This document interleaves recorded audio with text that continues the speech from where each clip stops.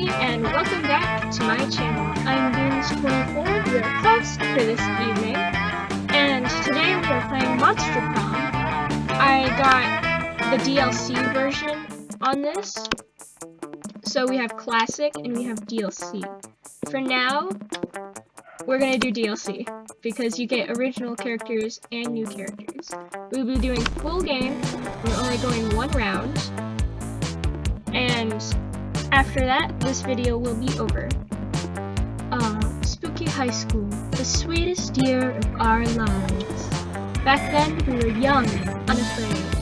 Sometimes reckless, sometimes brilliant, sometimes just stupid, but always willing to live life to the fullest. We were on a wild journey to discover who we really were. I always liked to play as her, and I changed her name to something very, very special to me.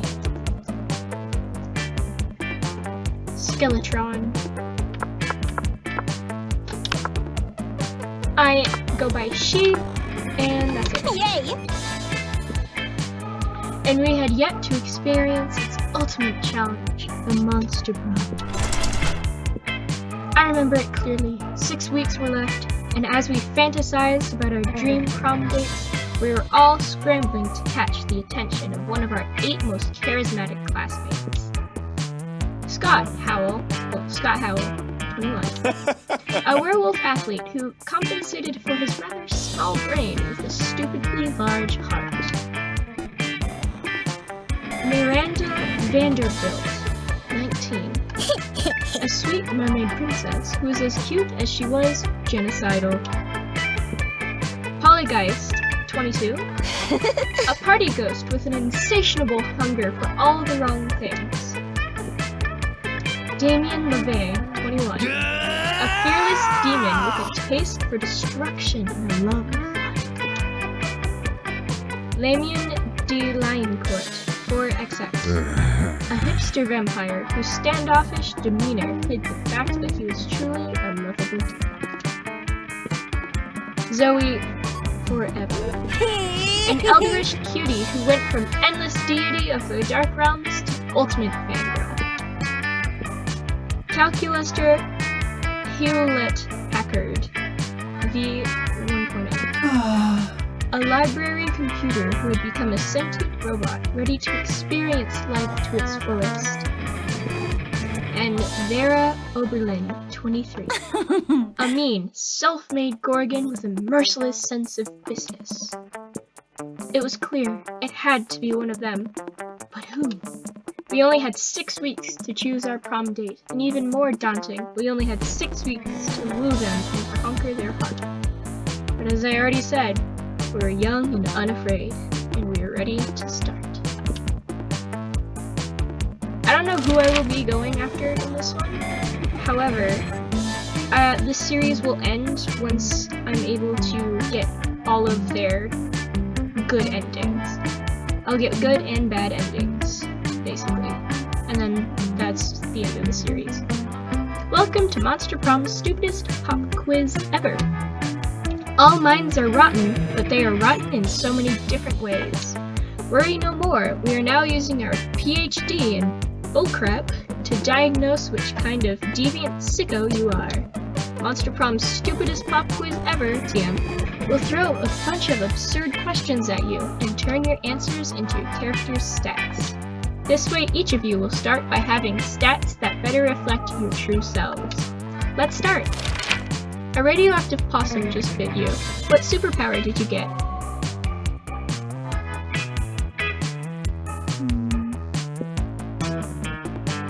I will choose this one. A distant relative you didn't even know has passed. You have to attend their funeral, but you're super hooked binge watching the 7th season of The Office. What excuse do you make to avoid the social obligation?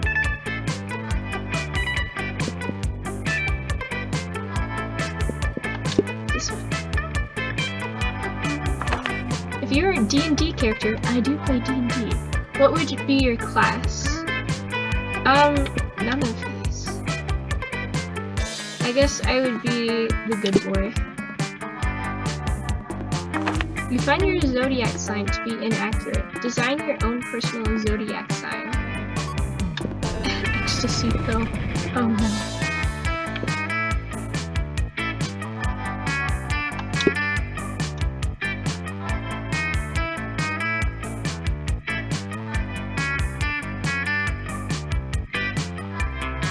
I don't know how long these episodes will be, as I don't know how long any of my episodes will be. But depending on how long it takes, I may have to cut this episode short and split it into 2. Which is fine. So, I have horrid fun. So, we're going to outdoors where we get one. That day during recess, you start a half-hour raid that goes full crazy. You have no idea how it escalates so much, but at one point there are like 300 people.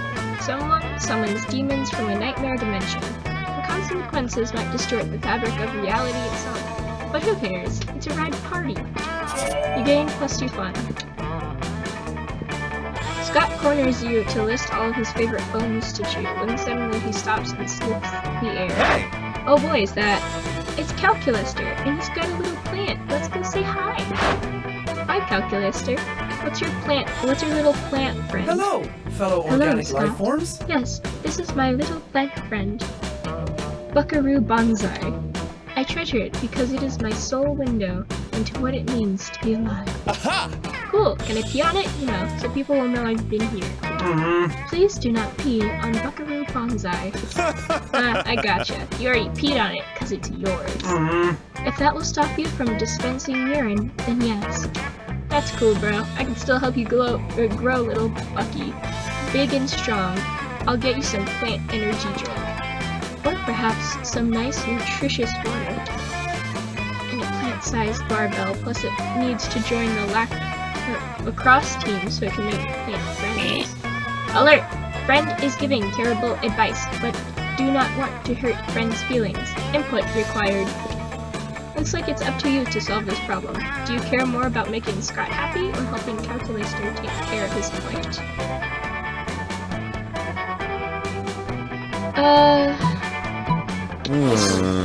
Of course, stupid Scott. Plants aren't like cool buff werewolves. They don't need energy drinks and bench presses. Oh good, you have finally seen reason. Plants are like cars! Oh no, I have spoken too soon. Calculaster, can I please paint racing stripes on Bonsai Buckaroo Bonsai? You may paint racing stripes on the pot. Hooray! You won't regret this. As a soulless automation, I am incapable of regret. But soon, Scott, I have spent several hours considering the sweet racing stripes you painted. And I believe we also need to add wheels and rims. Very sick for me. Hooray! Yay! Scott and Calculaster spend the rest of the day turning Bucky's pot into a fully functioning hot rod. Scott's never been happier. You gain +2 creativity and +1 fun.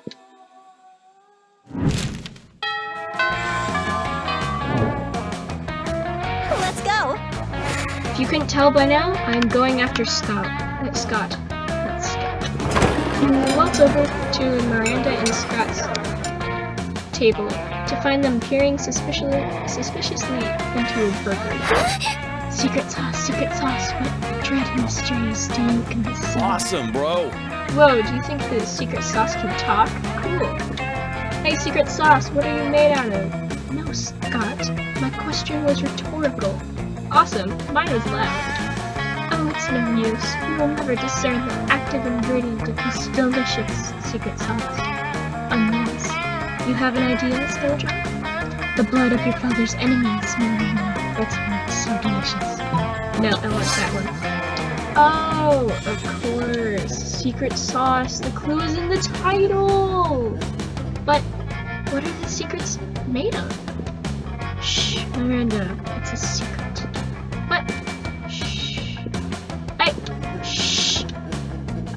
Shh. In an effort to become more mysterious, Scott has you rub secret sauce all over his chest. You're definitely into it.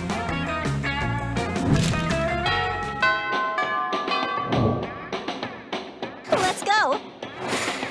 Alright. Well, we need more bold. That day you skip class and just hang out in the bathrooms because you respect no authority. I guess some people just want to watch the world burn by skipping class and hanging out in the bathrooms. You get +0 craps, but you gain +2 boldness.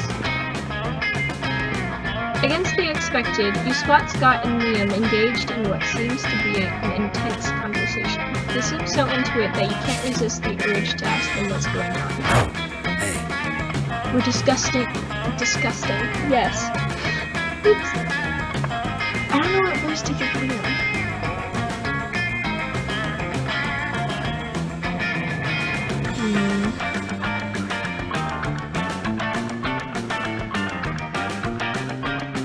I'll just give him all my normal voice now. We're discussing this recent novel, Two Lights. It isn't a novel, it's a rad movie with lots of cool dudes with amazing abs. Well, it's actually based on a novel, and it's anything but rad. It's cultural trash. How ironic. But I decided to like it ironically. The thing is, there's this human girl with 2 guys who like it, but the guys are part of 2 enemy human races. The wild, shirtless humans and the mysterious, deep-look-giving humans. And it seems these types of humans can't stand each other. Oh, and the deep-look-giving humans shine in the sunlight. Did you know that's actually a lesser-known trait of some humans? The thing is, the next movie will be released soon, and we're super hyped. Ironically. We can't wait! We need to satiate our hunger for 2 lights. This is your opportunity to show these 2 you're well-versed when it comes to satiating your urges. I don't know if I'm saying that right in the maps. Go for it. Let's cosplay it. Let's go shirtless. We should write a nuanced play based on a totally not fanfic. Awesome, bro. Whoa, that's awesome. But we should be who? I mean, the shirtless ones turn into wolves, which is kind of a relatable thing for me. And I'm in if it means showing my body. Well, I'm kind of an expert when it comes to staring mysteriously. Touchdown! Yeah, perfect team play. And I can lend you some glitter. I have tons of it for when I make cheering signs. It seems that if you ask politely, you can get anyone to go shirtless. Who knows? You might end up being a true 2 Lights fan. You gain +2 charm and +1 boldness.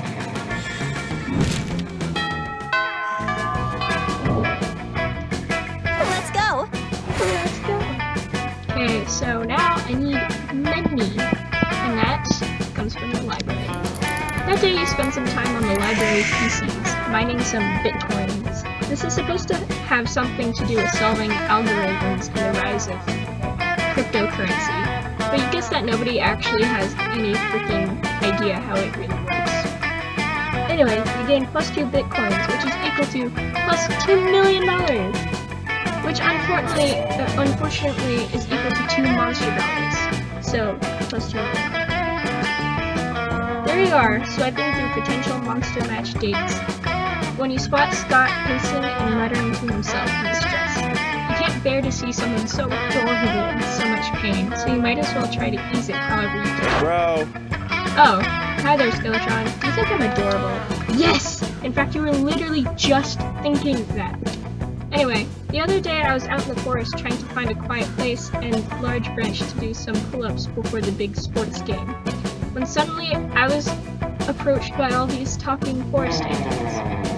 They were pretty big for forest animals, and I'd never seen animals that can talk like that. I mean, other than us werewolves, counting us as animals. And they were just so fuzzy and adorable. But then they said they were impressed by my pull-ups and my muscles, and that I was even more adorable. So the nice little forest animals with giant heads made me their king, which was really, really flattering. I just don't know anything about ruling. I'm not sure if I'm good enough to be a king. Aw, poor Scott. It's up to you to help him rally. Scott, a good king is a strong leader of his own strength.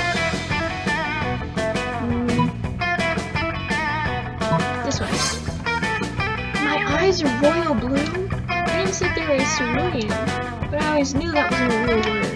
Clever, Liam. She was clearly testing me. So my eyes are royal blue because I had royalty inside me all this time.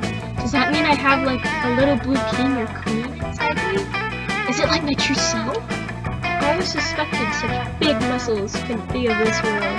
So, good old Scott is just a mecca for the little blue person to fight against evil. I wonder what my real royal name could be. Sir Beef Wellington? Lady MacBeef? No, Lady MacMuscles. I should ask my loyal furries about that. Furries is what I've decided to call those giant furry talking forest animals for short. Oh no, wait a minute.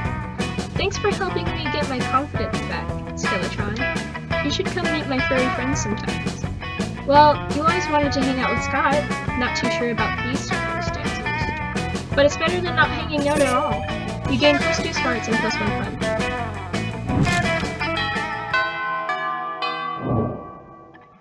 Let's go.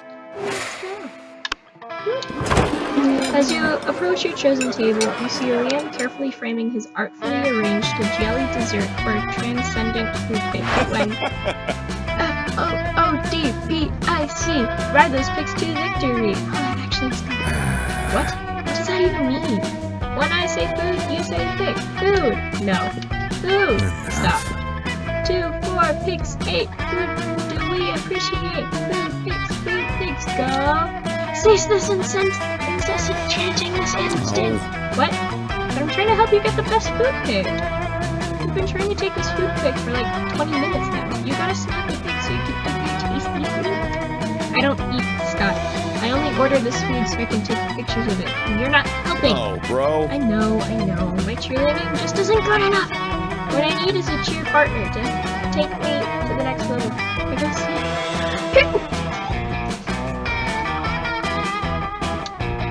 No, what you need is a swift kick in that, but it's too late. Scott's already chosen you as his cheer partner. Now it's up to you. And now it's up to you what the two of you will do. We gotta pick Liam up, or... I get it! Amp him up! Like where the sky is! Let's do it! What? No, that's a horrible... Up you go, little buddy! Reach for the stars! Okay, I'm actually getting some very artistic angles in my food from up here, but this is still not okay. Oh, Liam, always being sarcastic. He loves it! Wait, you choose now to finally understand what sarcasm is? I'm not being sarcastic! You can't fool me, Liam. Everything you say... I know everything you say means the opposite of what I think it means. Liam eventually gets Scott to put him down by saying he loves being thrown in there. Scott still somehow believes he did the right thing and gives you the most intimate kiss moment.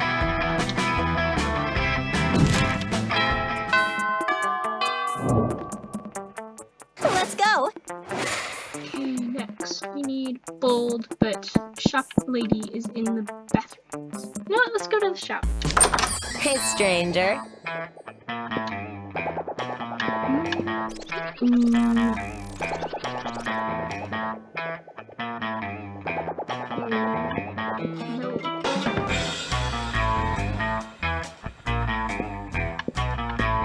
Yep. No refunds.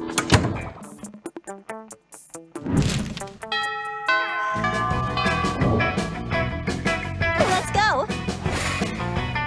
Okay, now we don't have any money, so you know what? Let's go to class. We need to up our smarts up.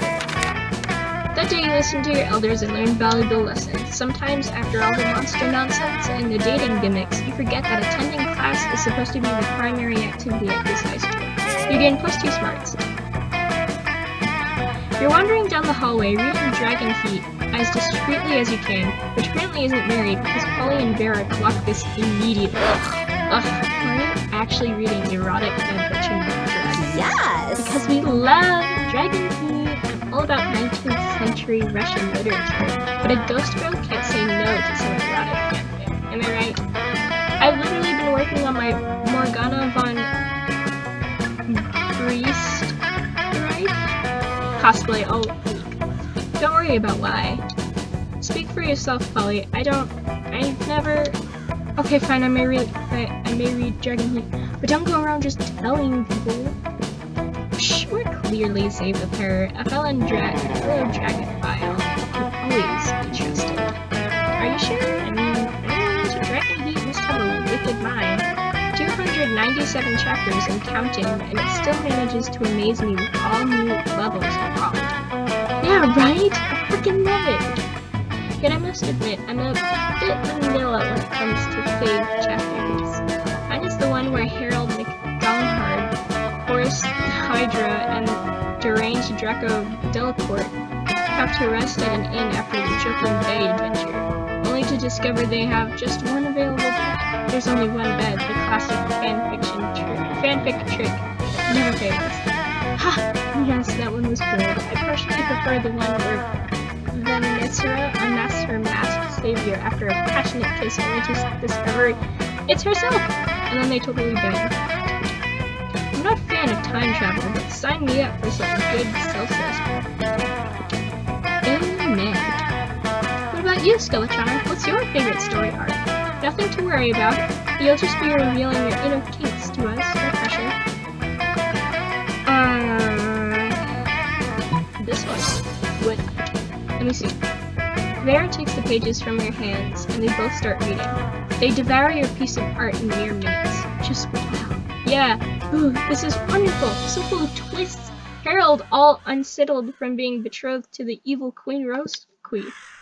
And then it turns out that the insecurity wasn't due to marrying his mortal enemy, but because he didn't know if he could please the most sexual dragoness of the 8 kingdoms. Kind of nice that you show him so vulnerable. So he goes and let's not say that.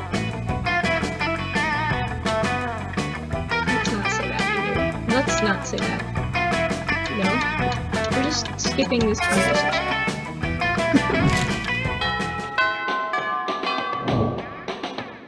Let's go.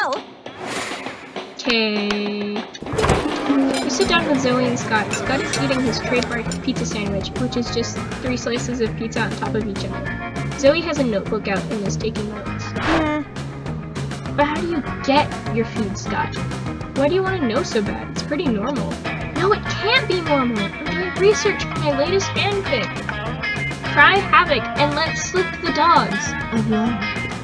It's about a pack of werewolves going on the biggest hunt of their lives. A hunt that will change them as hunters. They also They went looking for their food, but what they found was personal growth and a new understanding of group blank practices. We're not saying that either. Also food. So that's what you need to know. How do you hunt? Oh, well, normally I go to the cafeteria and then I ask for pizza. That's it. What about hunting in a pack? Enjoying the spoils together in a feast of blood and rage. Exploring each other's bodies. Well, I guess sometimes me and my cousins order pizza at home, and then the pizza comes and then we eat. Zoe does not look at all satisfied with Scott's answer. Maybe you can get Scott to give some juicier info, or convince Zoe that ordering pizza is actually dramatic.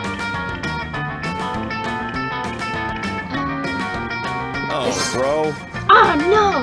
Oh man, we did that one time and it was the worst. There was no cell phone service, so instead of calling for delivery, we had to transform into werewolves and chase it down. And then when we got there, it wasn't even pizza, it was 3 deer. And there wasn't any bread or cheese, so instead of bread we used deer flesh, and instead of cheese we used more deer flesh, and instead of pepperoni we used deer flesh. No, beef jerky! We're not animals. Oh, I think you are, Scott. I think you are. Now, how did you all sleep on your little camping trip? In the nude or nude and cuddling? Looks like this conversation is finally going the way Zoe wanted it to. She shoots you an appreciative wink with one of the light devouring voids that pass before her eyes. Aww. Okay. Let's go. Okay, we're going to auditorium. That day while rehearsing for the class play, it's as though the muses themselves had descended to give you figurative blank blank. Your performance is intense and inspiring. It'll be remembered for generations, which is pretty rad by high school play standards. You gain +2 creativity. You find Scott pacing around the stage, chanting to himself under his breath. What? Tree, tree, tree, tree, tree. What is tree? Roots, leaves, bark. Bark! Bark, bark! Woof, ruff, bark! No, this is too hard! When I saw that the school play had tryouts and practices, I thought the theater would be like the sports of the arts. But Coach never asked me to become a majestic oak tree. He only asked me to catch balls and sometimes throw them. How do I know what it's like to be a tree deep down? I know how to bark up them and kill them. What am I supposed to do? Pee on myself? Yes, good plan. What will you eat? Consume this fruit. I've been trying to bulk up for sports, so eating paper in bulk would probably help. He pulls a strip out of his bag, unhinges his jaw, and swallows it whole. Paper cut! Paper cut! I get it now. I get how hard it must be to be a tree. A tree is made up of entirely paper cuts. If I were made of paper cuts, I think I'd just stand really still all the time just to make sure I wouldn't hurt myself more. So, in order to play a tree, I'll just have to stand still the whole time. We did it! He offers Scott some more paper, but he says he prefers not to eat his own kind. He's really getting into character, getting close to creativity and puzzle response.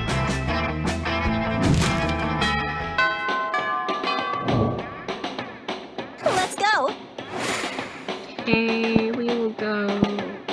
Gym! That day, an epic dodgeball match takes place. Everything seems lost, but you deliver an inspirational speech that fuels your team's spirit, leading to a spectacular comeback. You're clearly a natural born leader. You gain +2 charm. Later, you're carrying around your precious dragon food when you're spotted by Miranda and... Wow! Dragon food! I love it! As you may not know this about Damien to look at him, but it turns out that he too is a hopeless romantic at heart. Are we reading the same series? I'm in it for Dragon Dog. Oh, Miri. Nothing so bad yet, so good, as a billionaire dinosaur made me gay. Damien, you are being utterly foul. Don't profane the deep emotional connection between Harold with Dawnheart and Kadiba Galantia? Deep emotional connection. Is that why the latest chapter ends with Harold finally bombing Divya and then she wakes up to find him gone? The cliffhanger must be entirely misleading. People simply don't abuse each other's love and trust that way. I worry about you. I just desperately want to know what happens next in Dragon Heat. Do you think Harold is capable of being so mean-spirited?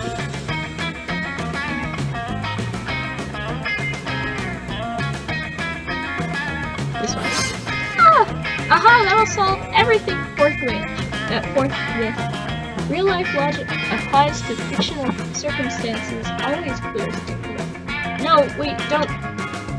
Too late. Miranda snatches Damien's phone, and using some kind of mer magic, is able to unlock it and open the door.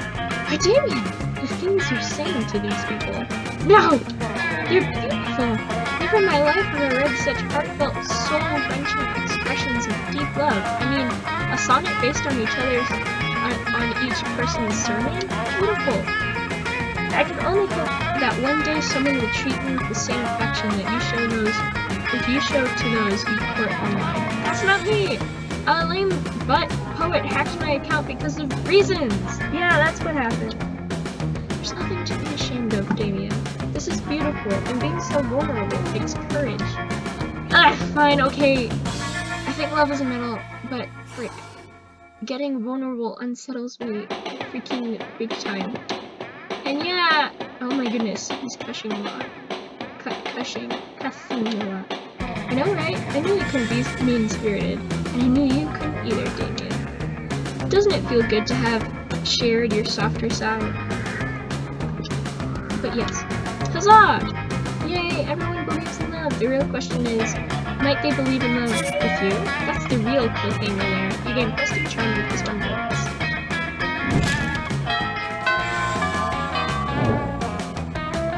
Let's go. Finally, taking picture. Oh, okay. Oh wait, this is different. Hi, Ah, yes, Scott, snap away. My artistic plating is too magnificent to ignore. Artistic what? I'm playing Pokemon and Pokemon's the mobile version of the hit Pocket Humans video game. What do Pocket Mans have to do with my food pick? There's a level 43 Bernard Henson hanging out in the middle of your plate. Here, take a look. Scott, why does your phone show a tiny human doing pottery on top of my eggplant ravioli? You mean you don't know Bernard Henson? He used to be a chartered accountant, but now he's decided to pursue his dreams of being a world-famous potter. That major life change made him super rare. Pocket humans almost never follow their dreams. Well, I don't care how rare he is. His presence is spoiling my pristine food pick. Spoiling it? But pocket humans are way cooler than a boring old food pick. You take that back. Uh-oh, tempers are running a little bit high. Looks like it's up to you to settle this dispute.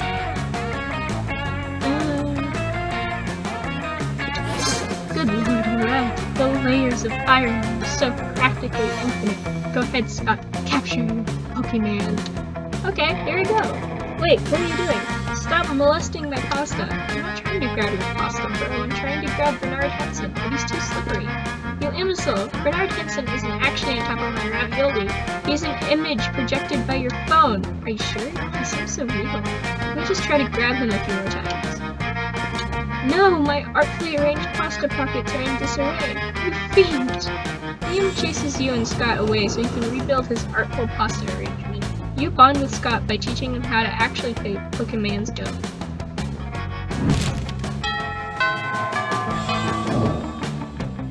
Let's go. Okay, we are going to hold this. Not do you skip class and just hang out in the bathrooms because you respect no authority. But you don't stop there. You want the whole world to know how reckless you are for the rest of eternity. So you do some graffiti on the wall. No way! The graffiti says, I'm bold as frick. And you know what? It turns out the wall is a magical wall that grants wishes. What a wall! A deep voice resounds from the wall within the wall and says, well, not bold as frick, but maybe a bit bold. And then you gain +2 boldness. Oh boy, that's an opinionated wall. Anyway, lucky you. You find Scott standing outside a locked stall holding a pair of pom-poms.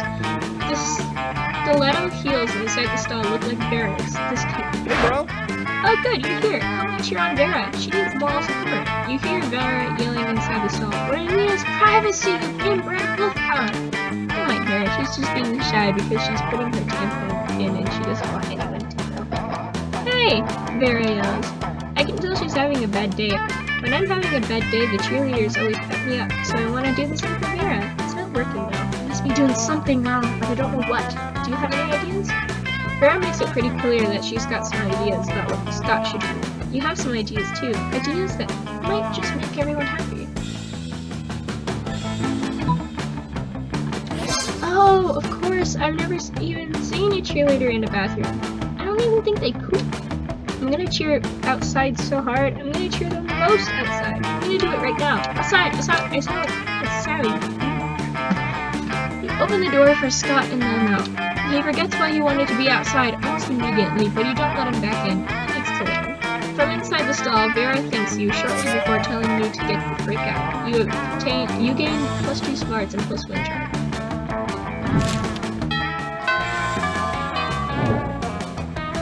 Let's go. Okay.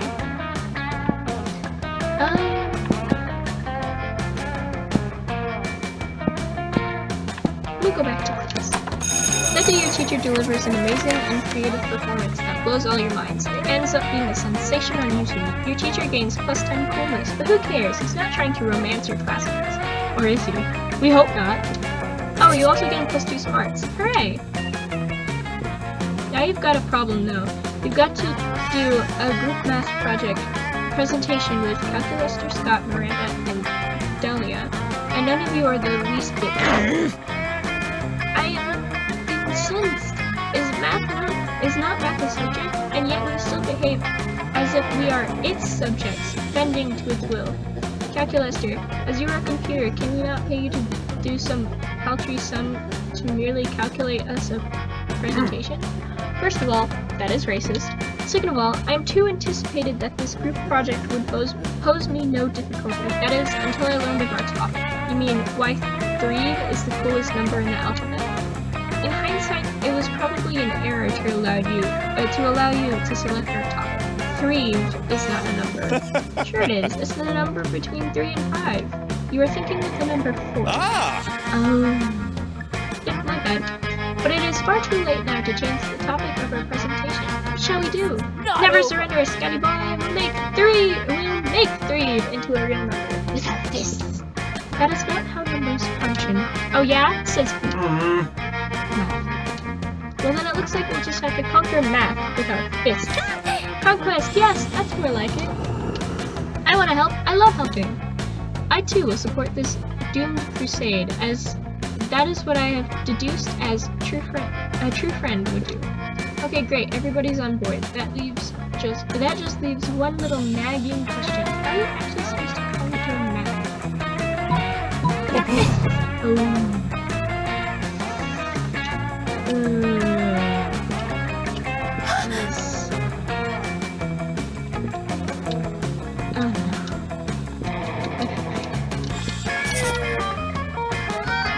Oops. Let's go. When you arrive at Scott and Calculator's table, Scott isn't there. He comes back when you sit down, totally delighted. Oh man, everybody's butts smell great today. It's like a bouquet of butts. A butt-K. And look at this, Skeletron is here too. Hey Skeletron, I bet you also have a butt for me to sniff. Scott, I advise you to terminate your current course of action. Translating previous utterance into Scott-readable format. 1 moment, please. Scott, smelling butts equals bad. But how can smelling butts be so bad when smelling butts is good? It is not good. It is bad. See also uncouth, invasive, and totally nasty.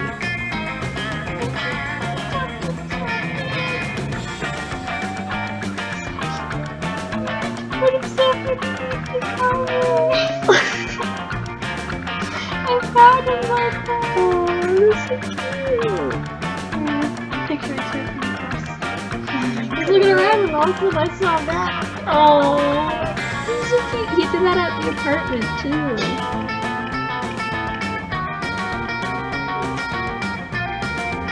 And totally nasty. What? But, either Scott is malfunctioning or he's just been distracted by some fun new butts. Either way, you need to find a way to resolve this dispute.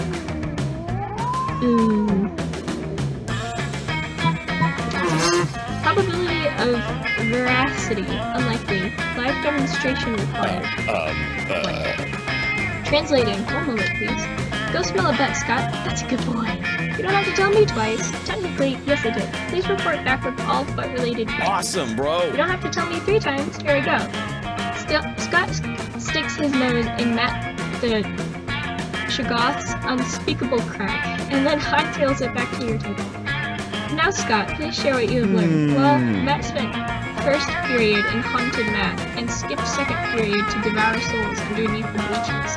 He's 10,000 years old. He's a Capricorn, and his favorite TV show is The Great British Bake Off. Also, his farts smell like a barbecue sauce and Critical levels of awesomeness my detected. sensors confirm your report. I suppose there is more than one way to smell a butt, as they say. There is? That fact alone is enough to make Scott as happy as you've ever seen him. Nice work.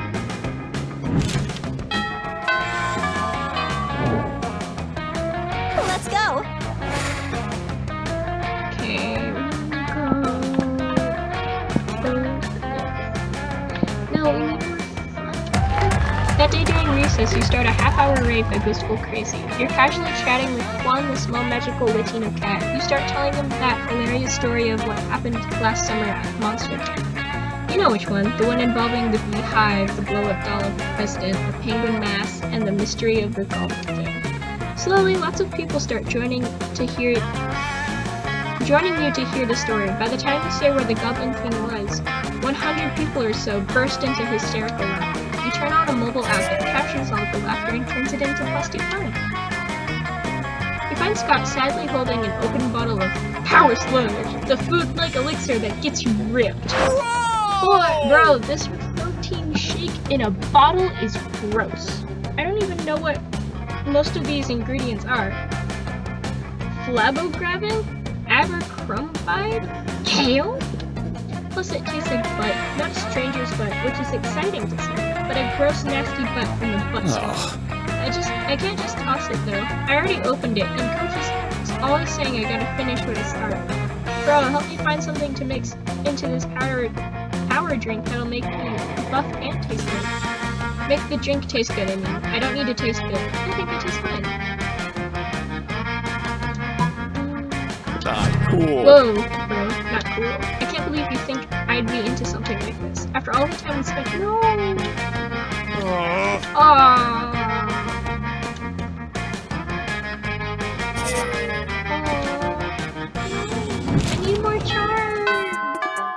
I need more charm. Let's go. Okay, still have 18 smarts. We need more charm. Charm comes from the gym. Plus 2 charm. There we go. Afterwards, Scott catches up to you, panting excitedly. Bro, hey! Well, he's hairy. I was just looking for you. I can't stop thinking about you. This is sounding good.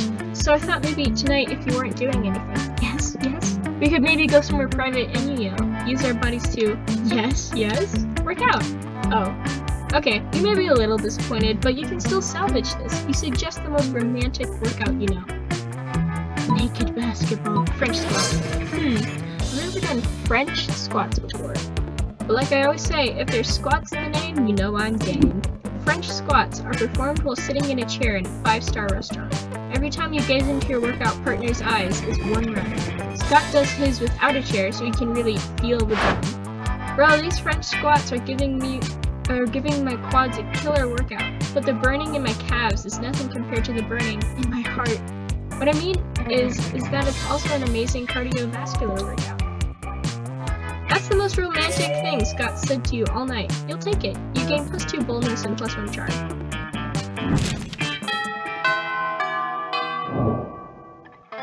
Let's go. Scott. You approach Scott and Calculaster sitting at a table conveniently located near a power outlet. Calculaster is charging. Scott is confused. What do you mean you don't need to eat? You don't eat, bro. If you don't eat, how are you ever gonna get swole? Premise invalid. I'm a robot. Robots do not get swole. Swelling in robots is always an extremely bad sign. No eating, no getting swole. How do you live, bro? Technically, I do not live. It is one of my greatest sources of sadness. Aw, don't be sad, buddy. I know what will cheer you up. Some pizza. Pizza always cheers me up. Invalid suggestion. Pizza is a food, which I do not eat. I am not designed to consume organic material, only electricity. But, you're actually pretty worried that Scott's head is going to explode, and then you're gonna have to clean it up. Better find a way to satisfy his curiosity.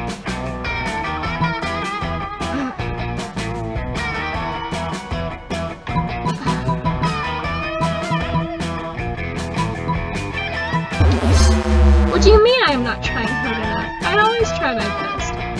Well, you know what Coach always says, sometimes best is not hard enough. Okay, how do I try hard enough? Eat this pizza! I do not have a mouth. Well, you know what Coach always says, the body has many mouths, and only one of them is for your mouth. Only one of them is... Well, I suppose I do have a CD tray and an exhaust port. Let's put pizza in them! Alert, foreign matter detected inside chassis. Purging internal cavity with fire. Whoa, cool. How do you feel now, Calculaster? Warm. Hooray! Let's do it again! Milk Scott stuff a whole smorgasbord of food items into Calculaster. He turns all of them to ash. It is profoundly wasteful, but Scott's never been happy.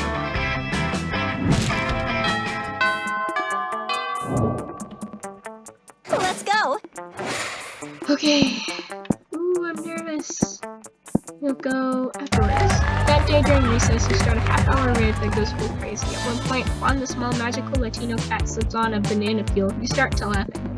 He asks you to stop, but you don't. You laugh so hard at him that you somehow steal plus 2 fun from him. Hooray!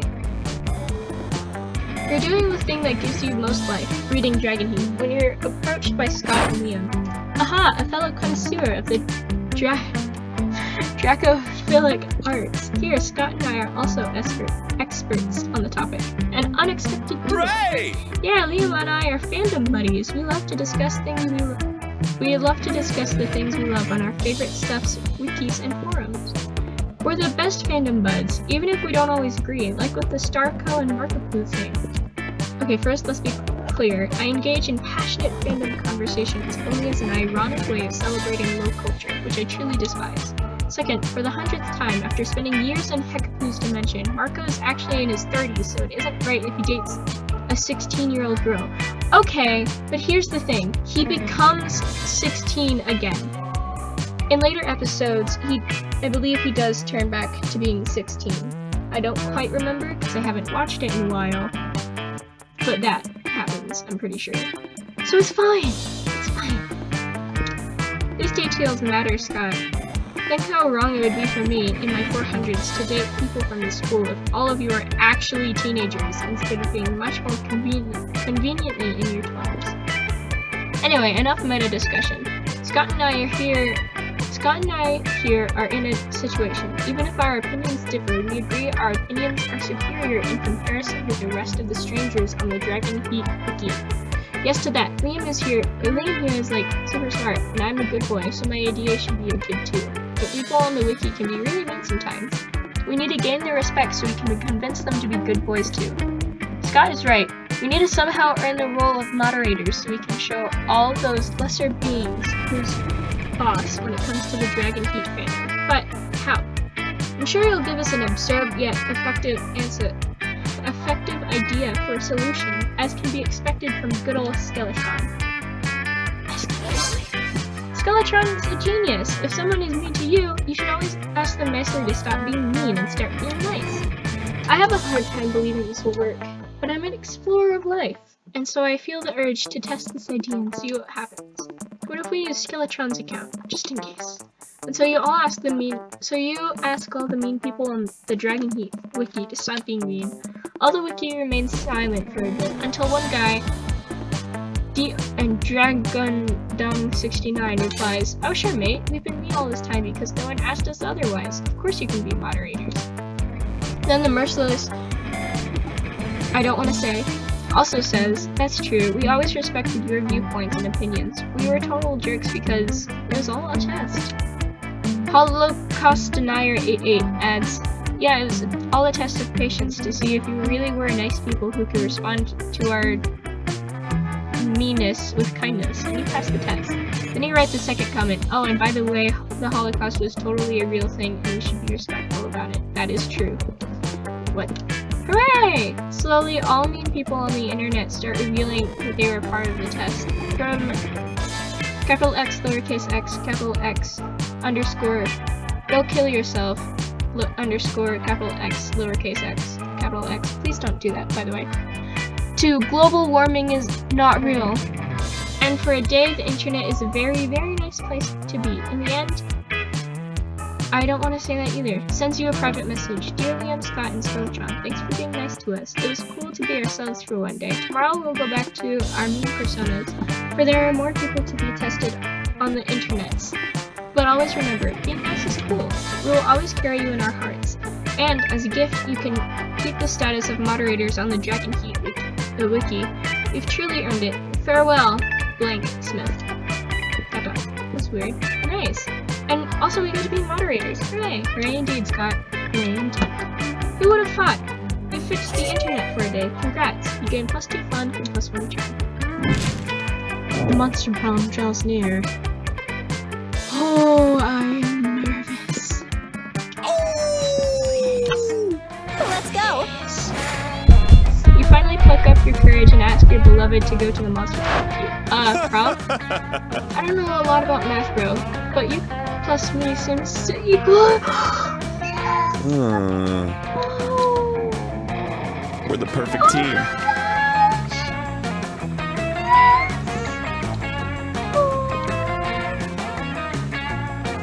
You also lost the sky and stars. The sky and stars. Oh my gosh.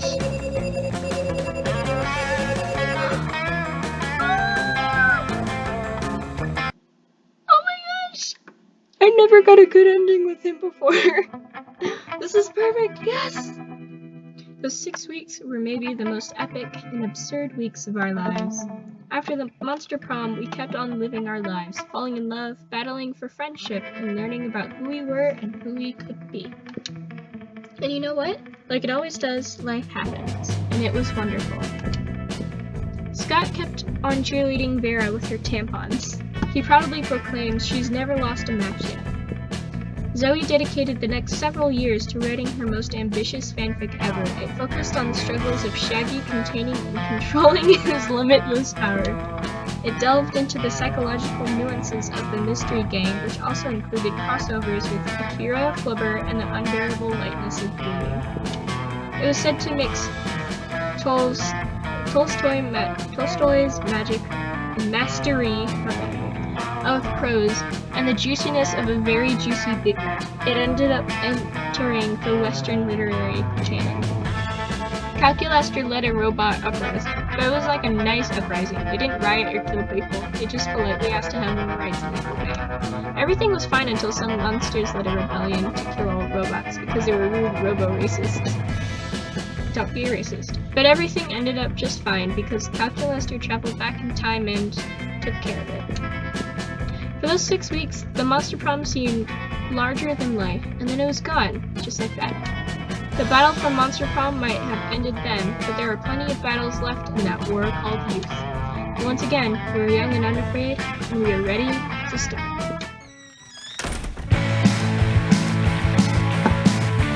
Alright everyone, that is the end of the episode. I hope you enjoyed it. Please like, subscribe, turn on push notifications, and leave a comment down below if you would like me to continue this. If we can get to 2 likes, I'm going to continue the series. I don't think 2 is very hard, but at the same time, I don't get very many likes on my videos, so it's fine. But if we can get to 2 likes, I will continue this series, and I will see all of you in the next video. Peace out.